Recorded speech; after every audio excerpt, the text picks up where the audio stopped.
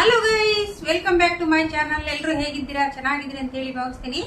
ಇಲ್ಲಿ ನಾನು ಕೂಡ ಚೆನ್ನಾಗಿದ್ದೀನಿ. ಮಕ್ಕಳಿಗೆ ನಮಗೆ ಅರ್ಜೆಂಟ್ ಆಗಿ ಬೆಳಿಗ್ಗೆ ಎದ್ದು ಏನು ಮಾಡಬೇಕು, ಏನು ಟಿಫಿನ್ಗೆ ಹಾಕ್ಬೇಕಂತ ಹೇಳಿ ನಮಗೆ ತಲೆಗೆ ಓಡೋದಿಲ್ಲ. ಹಾಗೆ ಏನಾನ ಒಂದು ಮಾಡ್ಲಿಕ್ಕೆ ಒಂದು ಹುಡುಕಾಡದಾಗೆ ಆಗ್ತದೆ. ಬೆಳಿಗ್ಗೆ ಎದ್ಕೊಂಡು ಟಿಫಿನ್ ಕೊಡ್ಲಿಕ್ಕೆ ಆಗೋದಿಲ್ಲಲ್ಲ. ಹಾಗೆ ಎಲ್ಲರ ಮನೆಯಲ್ಲಿ ಸಿಗುವಂತ ಒಂದು ಐಟಮ್ ಅನ್ನು ಹಾಕಿ ಬೇಗ ಬೇಗ ಹೇಗೆ ಮಕ್ಕಳಿಗೆ 5 ನಿಮಿಷದಲ್ಲಿ ತಿಂಡಿ ರೆಡಿ ಮಾಡಿಕೊಡ್ಬಹುದು ಅನ್ನೋದನ್ನ ರುಚಿ ರುಚಿಯಾಗಿ ಮಕ್ಕಳು ತಿನ್ನುವಂಥದ್ದನ್ನ ಇಷ್ಟಪಟ್ಟು ಕೂಡ ತಿಂತಾರೆ. ಅಂತ ತಿಂಡಿನ ನಾನು ಮಾಡ್ಲಿಕ್ಕೆ ಹೊರಟಿದ್ದೀನಿ. ಆ ತಿಂಡಿ ಯಾವ್ದು ಅಂತ ಹೇಳಿ ನೋಡುವ, ಮತ್ತೆ ಹೇಗ್ ಬಂತಂತ ಹೇಳಿ ನೋಡುವ, ಟೇಸ್ಟ್ ಎಲ್ಲ ನೋಡುವ. ಈಗ ಹೇಗ್ ಮಾಡೋದು ಅಂತ ಹೇಳಿ ನೋಡ್ಕೊಂಬರೋಣ ಬನ್ನಿ. ನೋಡಿ ಗೈಸ್, ಇಲ್ಲಿ ನಾನು ಒಂದು ಆಲೂಗಡ್ಡೆಯನ್ನ ತುರಿದಿಟ್ಕೊಂಡಿದ್ದೀನಿ, ಸ್ವಲ್ಪ ಕೊತ್ತಂಬರಿ ಸೊಪ್ಪು ತಗೊಂಡಿದ್ದೀನಿ, ಒಂದು ದೊಡ್ಡ ಗಡ್ಡೆ ನೀರುಳ್ಳಿ ಕಟ್ ಮಾಡಿದ್ದೀನಿ, ಒಂದೆರಡು ಕಾಯಿ ಮೆಣಸು ಕಟ್ ಮಾಡ್ಕೊಂಡಿದ್ದೀನಿ. ಈಗ ನಾನು ಇದಕ್ಕೆ ಹಾಕೊಳ್ತೀನಿ ಒಂದು ಬೌಲಿಗೆ.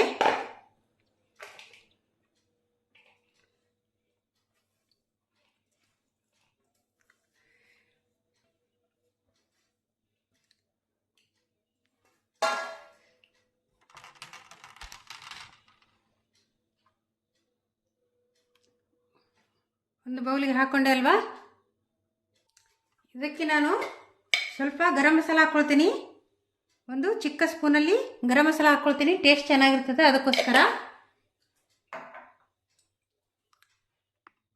ರುಚಿಗೆ ತಕ್ಕಷ್ಟು ಉಪ್ಪು ನೋಡ್ಕೊಂಡು ಹಾಕೋಬೇಕಷ್ಟೇ.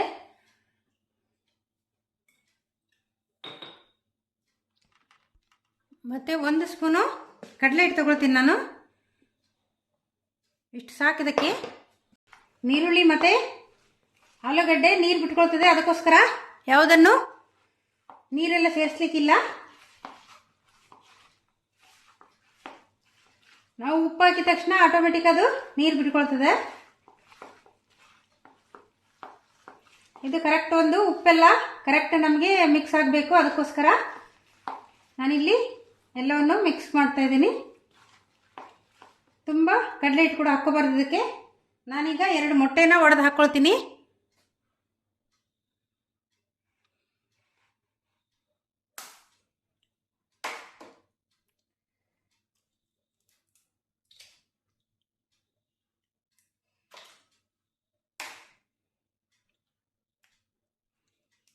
ಇಷ್ಟೇ ಮೊಟ್ಟೆ ಸಾಕಿದಕ್ಕೆ.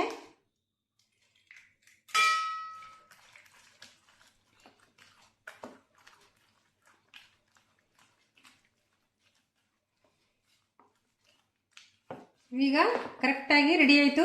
ರುಚಿಗೆ ತಕ್ಕಷ್ಟು ಆಯಿಲ್ ಹಾಕ್ಕೊಳ್ತೀನಿ ನಾನು.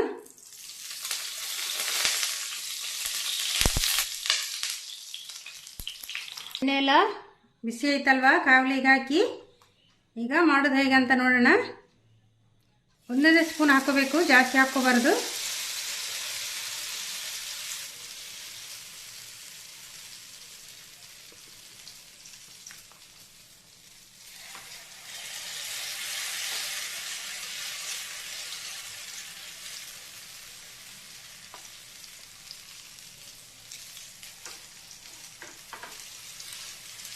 ಇದು ತುಂಬ ಟೇಸ್ಟಿಯಾಗಿ ಬರ್ತದೆ.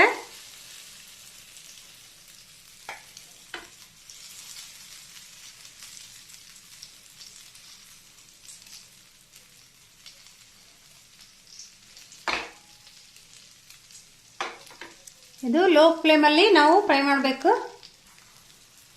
ಹೇಗೆ ಆಗ್ತಾ ಇದೆ ನೋಡಿ.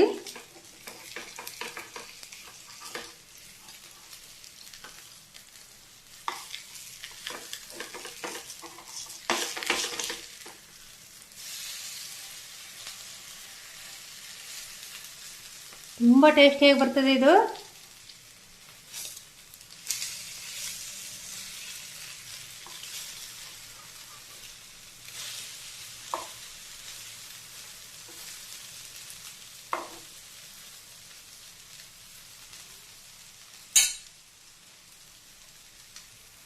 ಸ್ವಲ್ಪ ಎಣ್ಣೆ ಹಾಕ್ಕೊಳ್ತೀನಿ ನಾನು ಇದಕ್ಕೆ.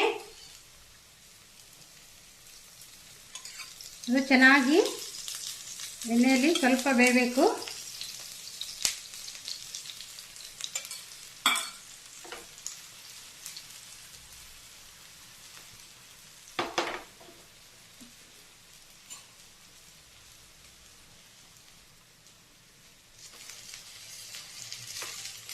ಇದು ತುಂಬ ಟೇಸ್ಟಿಯಾಗಿ ಬರ್ತದೆ ಗೈಸ್.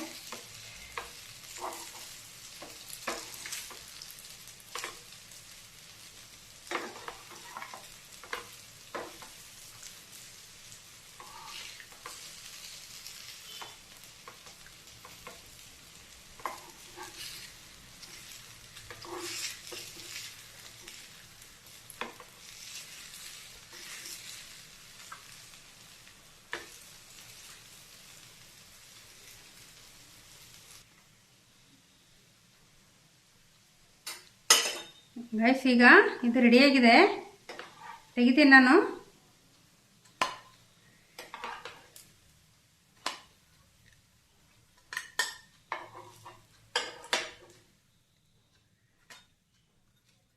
ಎಷ್ಟು ಚೆನ್ನಾಗಿದೆ ಅಲ್ವಾ,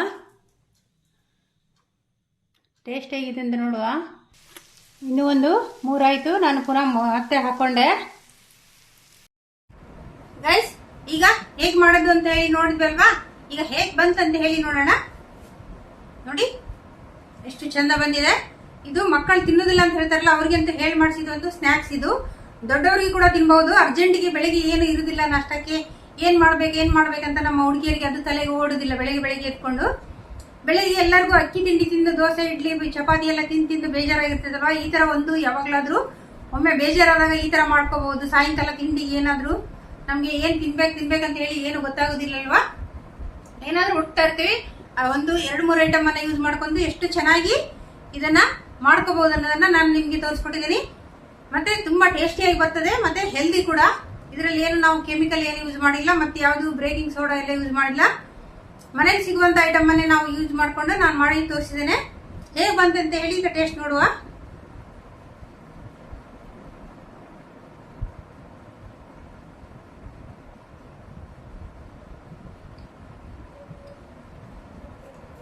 ಗೈಸ್ ತುಂಬಾ ಟೇಸ್ಟಿಯಾಗಿ ಬಂದಿದೆ ಗೈಸ್, ಸೂಪರ್ ಟೇಸ್ಟಿಯಾಗಿದೆ, ಮತ್ತೆ ಹೆಲ್ದಿ ಕೂಡ.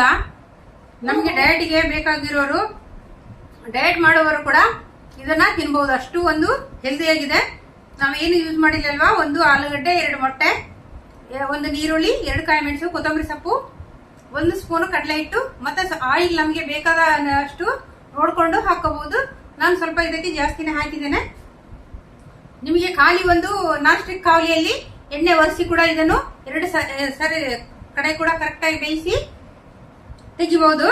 ಇದು ರೊಟ್ಟಿ ಕೂಡ ದೊಡ್ಡದು ಒಂದು ದೋಸೆ ತರ ಮಾಡ್ಕೊಂಡು ಕೂಡ ತಿನ್ಬಹುದು, ಅಷ್ಟು ಟೇಸ್ಟ್ ಆಗಿದೆ.